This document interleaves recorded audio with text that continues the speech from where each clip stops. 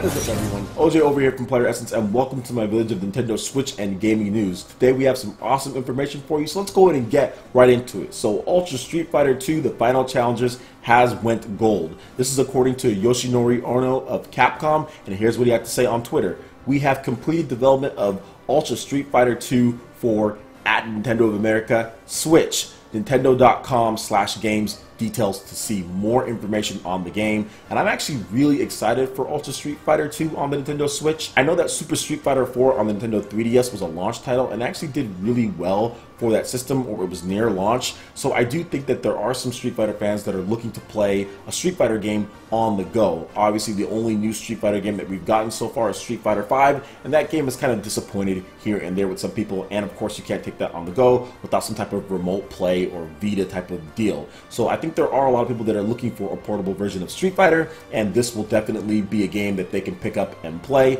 I think it's coming out around May 26th. Plenty of time to read up and see what's going on with that game. Now when the game goes gold, that means that it's off to the factory to print it off on the cartridges, and they're really not going to be adding anything else as far as what you get on the actual cartridge. Then there could be updates going forward in the future, but Capcom hasn't detailed any of that. I know one thing that I'm going to be watching people play online. I think that's the most fun thing for me when it comes to Street Fighter, is watching how people play online, watching what combos people do, kind of seeing how the game works from there. I'm not big on Street Fighter 5 myself as far as playing it, but watching other people play is fine by me, and I think I'm going to watch a lot of people play this like on Twitch and on YouTube, and just do playing it myself, although I'm not a big Street Fighter guy or anything like that. But it's going to be really fun to have this type of fighting game, because Nintendo Switch really doesn't have any fighting games as far as new ones on the system. I know we have some of the Neo Geo games, but it'd be cool to actually get a dedicated fighting game on cartridge for us. Are you guys going to be picking up Ultra Street Fighter 2 on the Nintendo Switch? I would love to hear you guys' thoughts in the comment section below. Alright, and moving on to the next article here. We do have a restock of the Nintendo Switch at Toys R Us in the United States. It will be available this Sunday at 9 a.m. Okay, the doors open at 9 a.m., so make sure you get there early. There was a restock of the Nintendo Switch at Target,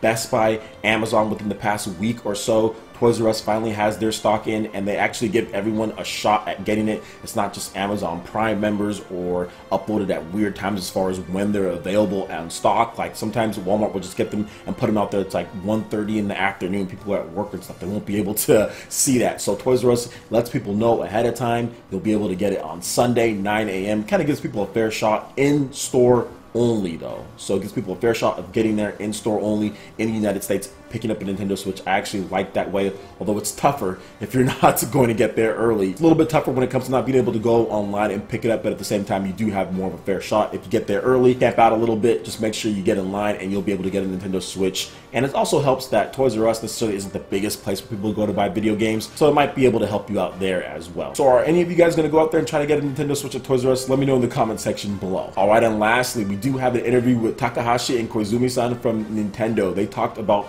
various different things, from the power balance of the system to the online play to charging for it. So I'm going to go over just a couple of excerpts here because this is a massive interview. There's so much stuff, and it's so much I couldn't do it in one video. So check out the description below if you want to get the full interview. Other than that, let's go ahead and get right into it. So here's the first question. So past Nintendo hardware did not go for specs alone, but placed an importance on balancing it along with new gameplay methods. Have you taken into account the performance of competing companies' gaming hardware and PC this time? Takahashi responded with, "Our main focus was with the implementation of the Nintendo Switch's core concept. How would it switch from playing in TV mode to tabletop mode to handheld mode? It had to be graphically capable enough in TV mode, but it had to be capable of playing in handheld mode for long enough as well. We made it an important goal of ours to find a good balance between those two aspects, so I think our team had a much different mindset than that of other companies." It certainly seems so. A console focused entirely on maximizing its graphics would probably only last 30 minutes on the go.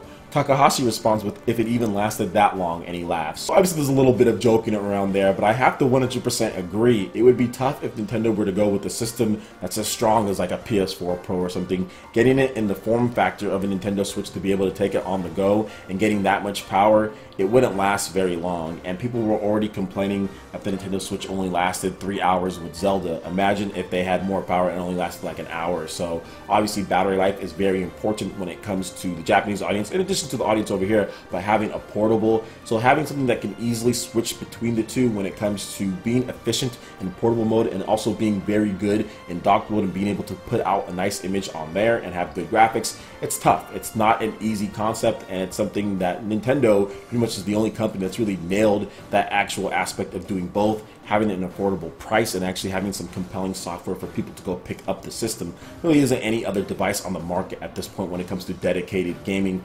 Obviously, we've tried to see it before. The PSP tried to do that. We have the PS Vita that tried to do that, and both of them had some success somewhat here and there in their own regards. Obviously, PSP being a lot more, but a lot of people use that as an emulator more than it actually being getting home console quality on the go. A lot of people just use it as an emulator to play old games. So with the PS Vita, that was more of what you would see with the Nintendo Switch, but not executed anywhere near as well, in my opinion, when it comes to the true aspect of being able to play on the TV and also being able to play at home without needing a PS4 in order to aid certain things here and there. So I do feel Nintendo has a good balance between all of that, because Legend of Zelda looks amazing and we're getting a lot of games that actually do look really good on the system. Then they actually moved on to talking about some of the features of the system and what we can expect in the future. So here is a question. You stated that the capture button will be able to record videos in future updates. How long can videos be recorded, and how do you plan to let users make use of those videos? Koizumi responded with, "You'll have to wait a little longer for details on recording length and upload platforms. We are currently examining the ways users can interact with the videos, so we'll have more to say on it on another time." Then the next question was, "I'm looking forward to that. Will there be features added in future updates that haven't been announced at this time?" Takahashi responded with, "Of course there will be. We have a roadmap and will likely take user feedback into consideration. So it will be like we've done with past hardware." So one of the things that I really want to talk about this is the fact that they said that there is a roadmap. Like I said from the very beginning with the Nintendo Switch, they already told us everything's going to be ready pretty much by the fall 2017 when the service is going to be paid and launching. So I think it's good to give them feedback as far as how to set everything up at this point, and then by the time that it's actually paid, I'm pretty sure that they're going to have all the features that we are asking for and requesting. I do know that there's going to be some type of trial run too with Splatoon 2. I think that's when the smartphone app is launching. There's going to be more stuff that they're going to be adding to the system, and I like the fact that they have a roadmap, and having a roadmap is definitely good. I do feel that we are going to get some really good stuff. It is going to be fall 2017 when that actually all goes live. It's actually a paid service. And the next question they talked about as far as charging for online. So here it is. You also plan to start charging for the online service come fall. It's only natural in this current age. But can you tell us again why you chose to charge for it and what sort of services it will entail? Takahashi responded with, "We decided to charge for the service because we are concerned with customer satisfaction. We'll be maintaining the online service and providing new services that we haven't had up until now, and there are costs associated with those. We'd also like to maintain a stable playing experience and provide proper support.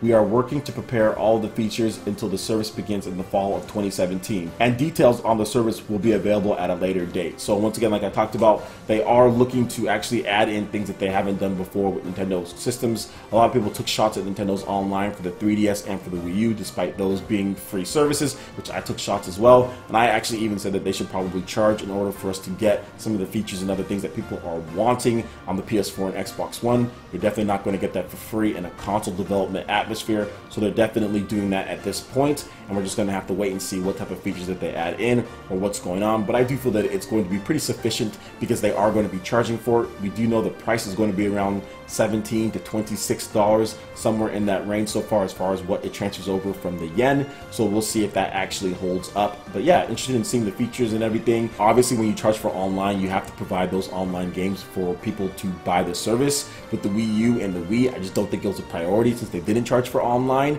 and it actually increased costs probably the more online games that you have. But with this system, you can clearly see from the very beginning, we're getting online games like Fast RMX, in addition to Mario Kart 8 very early, and we also have ARMS that's going to be online, Street Fighter like we talked about online, Splatoon 2, all in the first half to have online, whereas with the Wii U, it took a long time for us to get our first online game from Nintendo, which was I think Mario Kart 8 in 2014. So I like the fact that there is more of an emphasis on actually adding in online play to these games, and it being functional online, good for the title, not just slapped on there just to have it, but games that you actually want to play online with your friends and with random people all over the world, ranking systems and things like that. Alright guys, that wraps it up for this video here. Go ahead and hit that like button if you did like it. Lets me know you guys want more content like this going forward in the future, and subscribe to PlayerEssence for the latest news, reviews, discussions, and more. Thank you so much for watching, and we'll catch you ninjas for the next video.